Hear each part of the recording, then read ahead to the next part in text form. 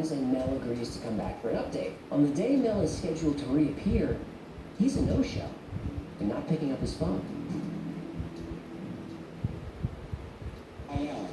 Invictus. I discovered Invictus Victory Elixir, the new fragrance by Paco Rabanne. And she's disappeared. I'm still here. Unlike my magic skills, with the new Keurig K-Ice Brewer, you can't go wrong. Press the brew over ice button for less ice melt and full flavour for the perfect iced coffee every time. Made that disappear, didn't I?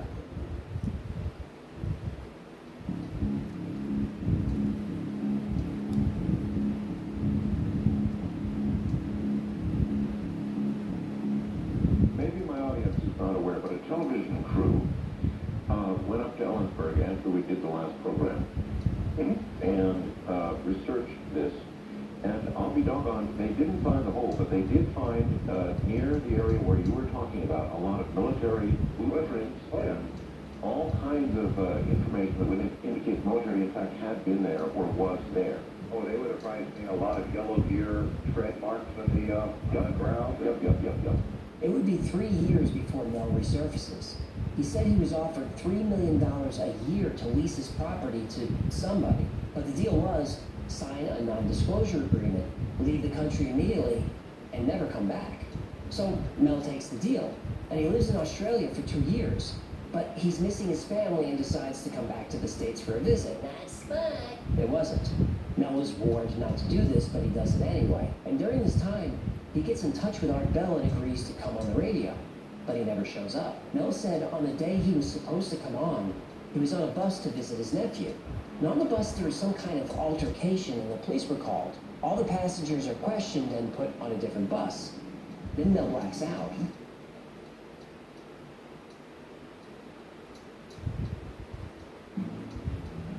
And the next thing he remembers is that he's in San Francisco and 12 days have passed. Mel woke up in an alley.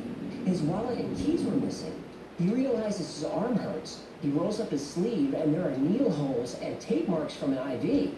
And as he becomes more lucid, he tastes blood in his mouth. His back teeth are missing. Whoa. Mel never makes it back to the property. There was legal action taken against him for illegal construction.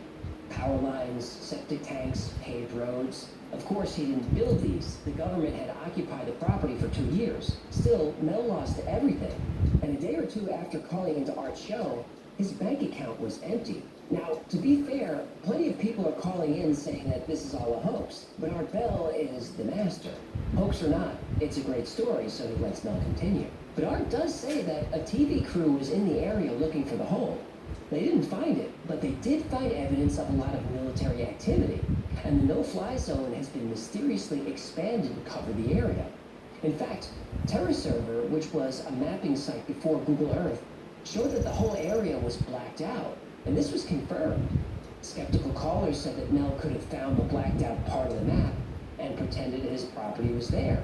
The problem with that is, TerraServer launched 6 months after Mel made the first phone call. He couldn't have known. Soon we learned that a Native American tribe had contacted Mel and asked him if he wanted to come to Nevada and help them research. Research what? Another bottomless hole.